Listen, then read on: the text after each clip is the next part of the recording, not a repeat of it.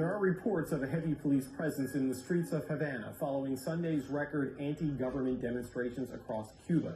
Getting accurate information is difficult because access to many social media platforms has been blocked by the state-owned telecommunications company. The CBC's Evan Dyer is in Chelsea, Quebec. So, Evan, there are protesters calling for freedom, but they're also complaining of economic hardship and hunger. You've reported from Cuba. How important is the state of the economy to what's going on right now? Well, the last time that I reported on the state of the economy in Cuba was 4 years ago. So that's before COVID, before two failed sugar harvests.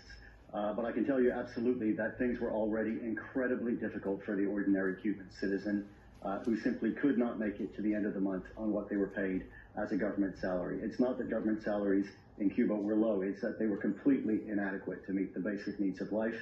And virtually everybody that you talk to, not virtually everybody you talk to, had to have some kind of a sort of a side hustle, some of them legal, some of them not so legal, in order to make ends meet. And many people carried out those hustles knowing that they faced years of imprisonment if they were caught doing things that in many other countries would not even be illegal, but simply had to do that to survive. Now we've seen COVID hit the country very hard, and of course that's hit the tourist industry, which is the main earner of foreign currency for Cuba. But there's also a government policy that has had a very dramatic effect on Cubans, and that's the unification of Cuba's currency. So many Canadians who've been to Cuba as tourists will have handled what are called convertible pesos. For the last quarter century, Cuba has had these two parallel currencies, one convertible and worth about $1 per peso, and that's only for tourists and foreigners, and it can also sometimes find its way into the hands of members of Cuba's elite. It's used in the sort of the fancier pharmacies and stores with imported goods. And then there's this money here. I have an example of it. There's a 3 peso note. This is the national peso, which is for Cubans. And this is money that the only money that Cubans were allowed to use until January of this year. They were not allowed to touch convertible pesos, and Canadian tourists would never see this money. But in January of this year, the two were unified.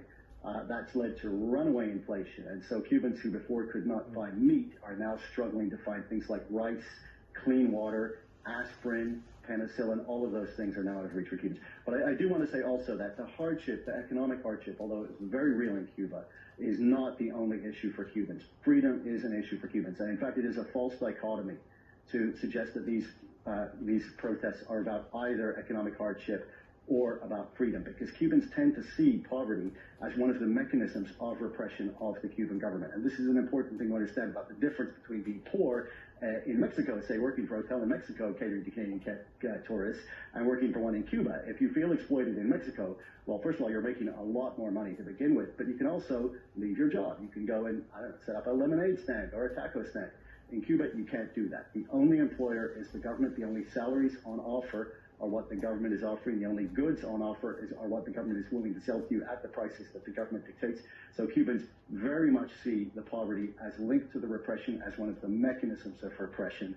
These are not separate issues in the minds of most Cubans. Okay, Evan, we're going to have to leave it there. That's the CBC's Evan Dyer in Chelsea, Quebec.